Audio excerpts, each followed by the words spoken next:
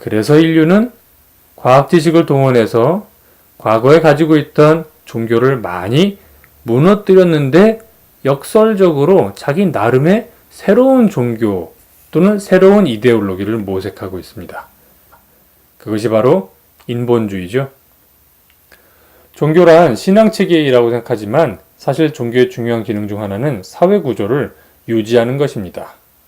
자, 휴머니즘은 그런 면에서 아주 뛰어난 종교라고 할 수 있죠. 인간적 가치를 숭배하는 글로벌 이데올로기라는 말입니다.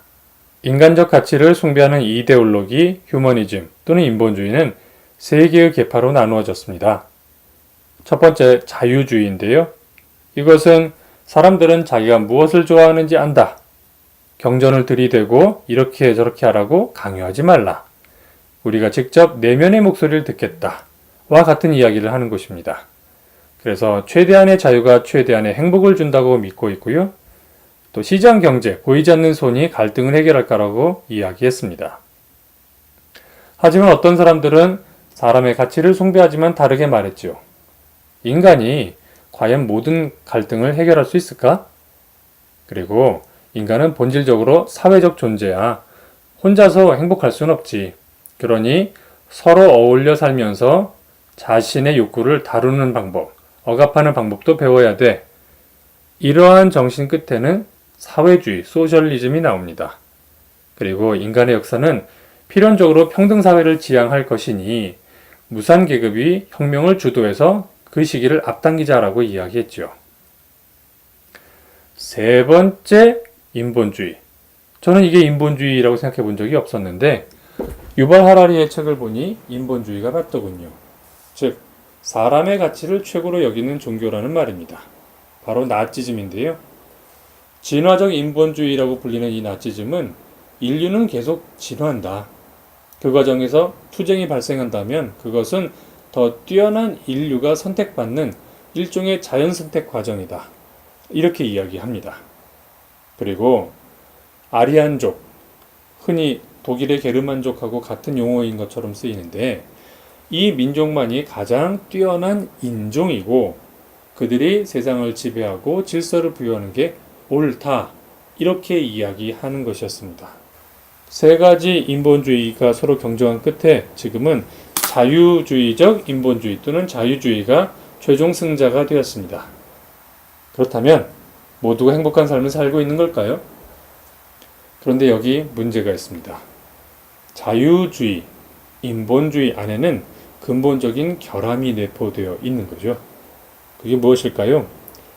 인간의 가치가 소중하다고 했는데 과연 그 인간의 감정과 자유의지가 믿을만 하냐? 라는 겁니다. 과학적 조사가 진행되면서 이제 과학자들은 더 이상 우리에게 마음이란 건 없어. 그건 단지 프로세스일 뿐이야. 이런 이야기를 하고 있습니다. 그러면서 우리는 매번 새로운 의식이 떠올랐다 사라지는데 이것들을 연결해서 의미 있게 해석하기 때문에 자신은 지속적인 존재다. 변하지도 않고 분해될 수도 없는 고유한 존재가 내 안에 있다. 이렇게 믿는 거라고 이야기합니다. 그렇다 칩시다. 그게 뭐가 문제인가요? 문제가 됩니다. 우리 인류가 자유의지를, 고유한 나의 목소리를 변형시키는 방법을 깨달았기 때문이죠. 왜곡과 조작이 가능해지자 이제 더 이상 우리는 과연 개인의 자유의지를 믿을 수 있어? 그것이 지고지순한 가치라고 할 수 있나? 이런 의심을 한 거죠. 생물학자들은 이렇게 이야기합니다.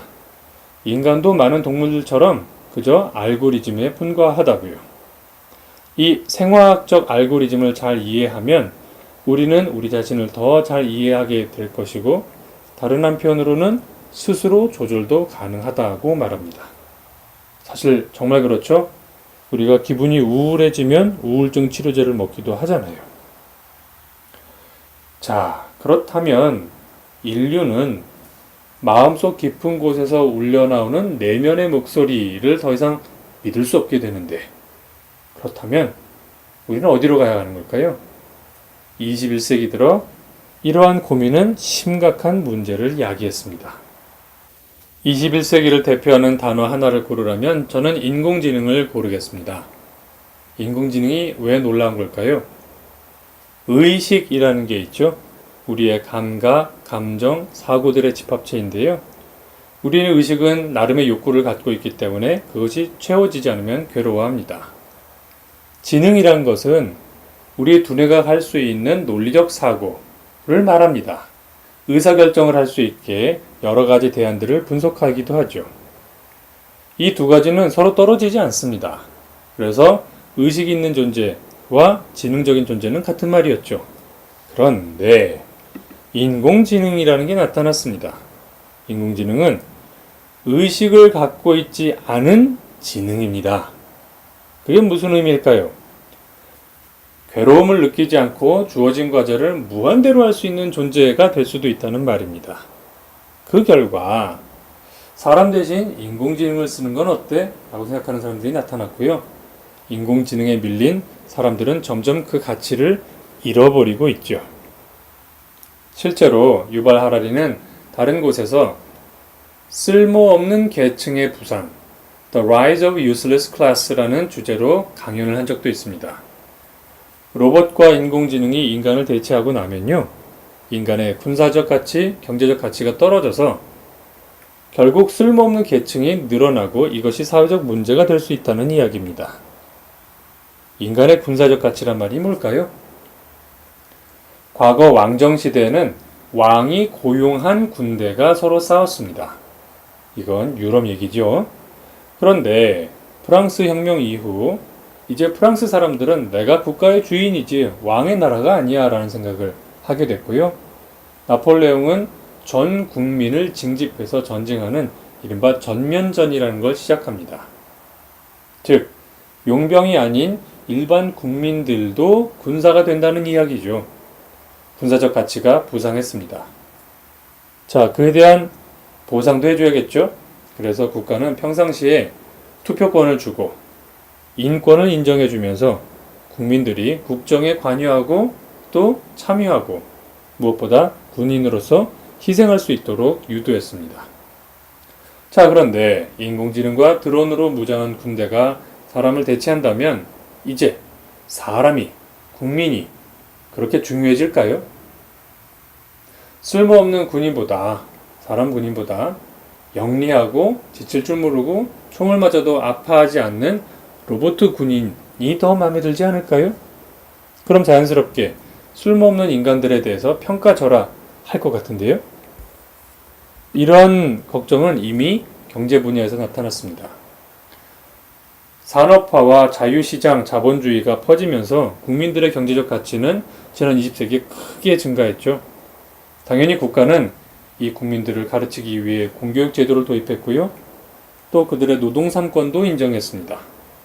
세금 징수를 정확하게 하려고 노력했습니다. 자, 그런데 만약 인공지능과 로봇가 사람을 대신해서 경제활동을 하고 대신 소비하기 위해 돈을 쓸 일이 없다면 점점 많은 사람들이 공장에 사람 대신 로봇을 쓰게 될 것입니다. 그렇다면 일하지도 못하고 당연히 돈을 벌 수도 없는 사람들은 어떻게 될까요? 선진국에서 기본소득 논의를 하는 것은 바로 이러한 생각의 연장으로 볼 수 있습니다. 이렇게 사람의 인류의 군사적 가치, 경제적 가치가 떨어지는 동안 인공지능은 끊임없이 진화하고 있는데요. 과거에는 사람이 던진 질문에 답을 하는 수준인 오라클이었는데 요즘은 사람을 대신해서 일을 하는 수고를 덜어주는 집사처럼 변해가고 있습니다. 점점 우리의 삶이 편해지고 있죠. 하지만 여기에는 다른 이면도 있는데요. 어느 시점에는 로봇이 인공지능이 사람들의 관리자가 돼서 이렇게 말하는 날이 올 수도 있습니다. 더 이상 생각하거나 고민하지 마세요. 제가 알아서 할게요. 달리 표현하면 내 말대로 살아. 그럼 편할 거야. 조금 섬뜩하죠? 누가 이 인공지능을 통제할 수는 없을까요? 네, 하긴 할 겁니다. 이른바 테크노 엘리트들이요. 인간의 군사적, 경제적 가치가 떨어진다고 하지만 시스템을 보관하고 운영할 수 있는 소수의 엘리트 가치들은 더더욱 높아질 겁니다. 즉, 평등한 민주사회가 아니라 소수 중심의 예전 방식으로 보면 공화 정치가 아니라 왕정이나 귀족정에 가까운 방식으로 바뀔 수 있다는 거죠. 인공지능 시대의 미래는 어떤 모습일까요? 유발 하라리는 이런 파격적인 의견을 냅니다. 변덕스럽고 조작 가능한 인간의 자유의지 대신 통계적인 의미를 갖고 있는 빅데이터가 판단의 기준이 될 것이다. 급기야는 데이터의 가치를 숭배하는 데이터교가 등장할 수도 있다고 말합니다. 굉장히 놀라운 예측이죠? 정말 호모데우스가 나타나고 데이터교가 등장할까요? 이걸 생각해 보죠.